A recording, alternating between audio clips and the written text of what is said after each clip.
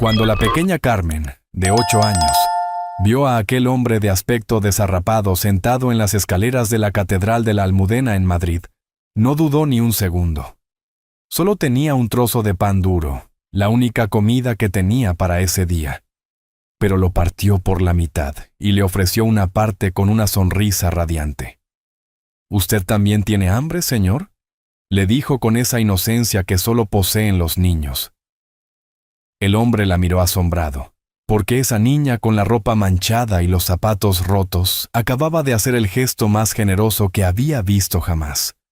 Lo que Carmen no sabía era que aquel hombre pobre era en realidad Alejandro Medina, uno de los hombres más ricos de España, que se había disfrazado de indigente para un experimento social.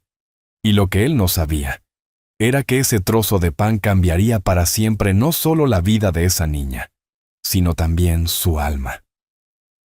Madrid, una mañana de noviembre, gris y fría. Los callejones del centro histórico estaban envueltos en esa neblina típica del otoño madrileño, y los turistas se apresuraban hacia el Museo del Prado para escapar del frío cortante. Pero en los rincones menos visibles de la capital, lejos de las postales y las fotos de recuerdo, se desarrollaba la vida real de quienes luchaban cada día por sobrevivir. Alejandro Medina, 45 años, heredero de una de las fortunas más antiguas de España, caminaba por las calles de Madrid con un aspecto que ninguno de sus socios de negocios habría reconocido jamás. Ropa andrajosa, barba descuidada, cabello despeinado, zapatos gastados, todo cuidadosamente estudiado para parecer un indigente cualquiera. Era la tercera semana de su experimento social, un proyecto que había ideado después de leer un artículo sobre la creciente pobreza en España. Alejandro quería entender realmente qué significaba ser invisible en la sociedad que él dominaba desde lo alto de sus rascacielos en el distrito financiero de Madrid. Quería tocar con sus propias manos la realidad de quienes vivían en los márgenes, de quienes su clase social tendía a ignorar, o en el mejor de los casos, a ayudar con donaciones distantes durante las cenas benéficas. Se sentó en las escaleras de la Catedral de la Almudena, una posición estratégica que había aprendido que frecuentaban muchos indigentes reales.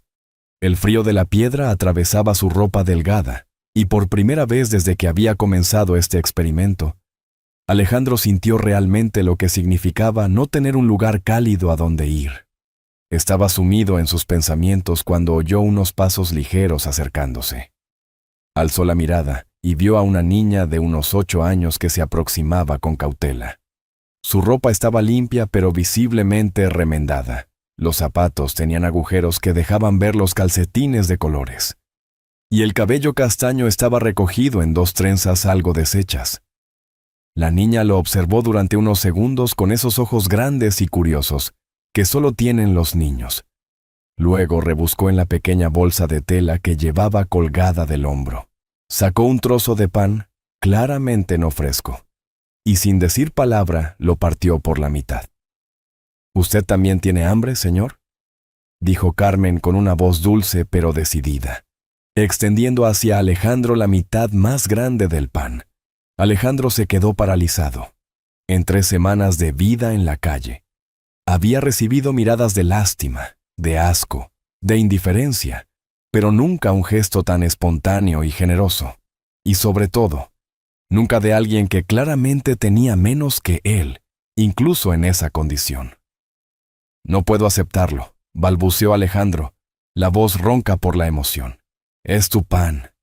Carmen sonrió, una sonrisa que iluminó toda la grisura de esa mañana. «Mi madre siempre dice que cuando se comparte, la comida sabe mejor. Y además, usted parece tener más hambre que yo». Alejandro miró a esa niña que le estaba ofreciendo probablemente la única comida que tenía, y sintió algo quebrarse dentro de su pecho. En todos sus 45 años, nadie le había dado nunca algo sin querer nada a cambio. Cada gesto en su vida había estado siempre ligado a intereses, cálculos, conveniencia. «¿Cómo te llamas?», preguntó Alejandro aceptando con manos temblorosas el trozo de pan. «Carmen. ¿Y usted?». Alejandro, respondió, usando su nombre real sin pensarlo. Es bonito su nombre, como el de mi libro favorito sobre los grandes de antes. Alejandro sonrió a pesar de la emoción. ¿Y tú dónde vives, Carmen? La sombra de tristeza que cruzó el rostro de la niña no pasó desapercibida para Alejandro. Ahora en ningún sitio. Mi madre y yo dormimos donde podemos, pero mi madre dice que es una aventura, así que está bien. Alejandro sintió el mundo girar a su alrededor. Esa niña que acababa de darle su única comida no tenía hogar.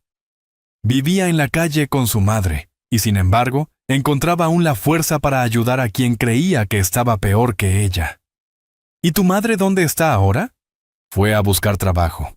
Me dijo que la esperara aquí porque esta iglesia es segura. Carmen se sentó junto a Alejandro en las escaleras. Usted parece triste, señor Alejandro. ¿Quiere que le cuente un cuento? Mi madre dice que los cuentos hacen olvidar los problemas. Alejandro miró a esa niña extraordinaria que, a pesar de las dificultades, se preocupaba por consolarlo. En ese momento entendió que su experimento social estaba a punto de convertirse en algo mucho más profundo y personal. Alejandro escuchó a Carmen contar la historia de una princesa valiente que ayudaba a todos, dándose cuenta de que esa niña se estaba describiendo a sí misma. Cuando le preguntó cómo conseguía estar siempre alegre, Carmen respondió con sabiduría. Mi madre dice que estar triste no soluciona los problemas, pero ser bueno nos hace sentir mejor. Carmen le explicó que ella y su madre Pilar vivían en la calle desde hacía 3 meses. El padre había muerto en un accidente laboral, y sin su sueldo habían perdido el piso. Todos los familiares habían encontrado excusas para no ayudarlas. Pero mi madre es fuerte, dijo Carmen con orgullo. Siempre me enseña cosas nuevas. Ayer las estrellas, anteayer por qué las hojas se vuelven amarillas. No había autocompasión en su voz, solo una resistencia que conmovía a Alejandro. Cuando Pilar regresó, Alejandro vio inmediatamente de dónde había heredado Carmen su dulzura. La madre, de unos 30 años, tenía los mismos ojos luminosos a pesar de las dificultades evidentes. Su hija es extraordinaria, dijo Alejandro. Siempre ha tenido un corazón demasiado grande, respondió Pilar con una mezcla de orgullo y preocupación.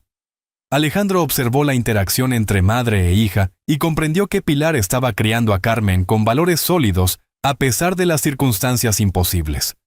Cuando Pilar dijo que había encontrado trabajo para ese día, limpiando oficinas en el barrio de Salamanca, suficiente para cenar y una noche en una pensión, Alejandro vio la alegría genuina de ambas por esa pequeña victoria. «Puedo hacerles compañía mientras trabaja», se ofreció Alejandro impulsivamente. Pilar dudó, pero algo en los ojos de aquel hombre le dijo que era sincero. Y Carmen parecía haberle dado ya su confianza infantil, pero infalible. Alejandro comprendió que ya no era un observador. Se había convertido en parte de una historia que lo estaba transformando desde adentro. ¿Te está gustando esta historia? Deja un like y suscríbete al canal. Ahora, continuamos con el vídeo. Las horas con Carmen fueron reveladoras. La niña lo llevó en un recorrido por su Madrid, el de los pobres que sobrevivían en los rincones ocultos. Le mostró dónde encontrar agua gratuita, qué tiendas daban pan sobrante del día anterior, dónde dormir al abrigo cerca del Retiro. Ese es Mario, dijo señalando a un anciano cerca de la estación de Atocha. Luchó en la guerra y cuenta historias preciosas. Mi madre dice que es un héroe. ¿Y esa es la señora Rosa? Busca botellas por la Gran Vía, pero cuando encuentra comida siempre la comparte. Cada persona tenía una historia, una dignidad que Alejandro nunca había considerado. Para él siempre habían sido problemas estadísticos, nunca personas reales. ¿Cómo consigues estar siempre tan contenta?, le preguntó mientras compartían un bocadillo de tortilla que un bar de Malasaña les había dado. Ser bueno con los demás nos hace sentir mejor, respondió Carmen con sabiduría de filósofa. Por la tarde, Carmen le hizo una pregunta que lo golpeó. ¿Usted ha tenido alguna vez una familia? Alejandro pensó en sus matrimonios fracasados, en los hijos que lo veían como un cajero automático. He tenido gente alrededor, pero no una familia de verdad. Entonces está solo como nosotras, dijo Carmen tomándole la mano, pero ahora nos tiene a mi madre y a mí. Alejandro sintió las lágrimas subir. Esa niña sin nada le estaba ofreciendo todo: cariño, familia, aceptación incondicional. Cuando Pilar regresó de limpiar las oficinas cerca de la puerta de Alcalá, Alejandro había tomado una decisión. No podía seguir fingiendo mientras esa familia extraordinaria luchaba por sobrevivir, pero tenía que encontrar una manera de ayudarlas sin destruir su dignidad. Alejandro continuó viviendo con ellas, compartiendo comidas escasas y durmiendo en las escaleras de la catedral. Pilar había bajado gradualmente las defensas, notando su educación y cómo ayudaba a Carmen con pequeñas lecciones de matemáticas y literatura. «¿No habla como los otros indigentes?», le dijo una noche. «Ha estudiado, ¿verdad?». «He tenido oportunidades que otros no han tenido», respondió Alejandro. El quinto día todo cambió. Carmen se despertó con fiebre alta y tos empeorada. Pilar se puso en pánico. No tenía dinero para un médico, y el Hospital La Paz significaba asistentes sociales. El riesgo de perder a Carmen. «Tenemos que llevarla al hospital», dijo Alejandro. «No puedo.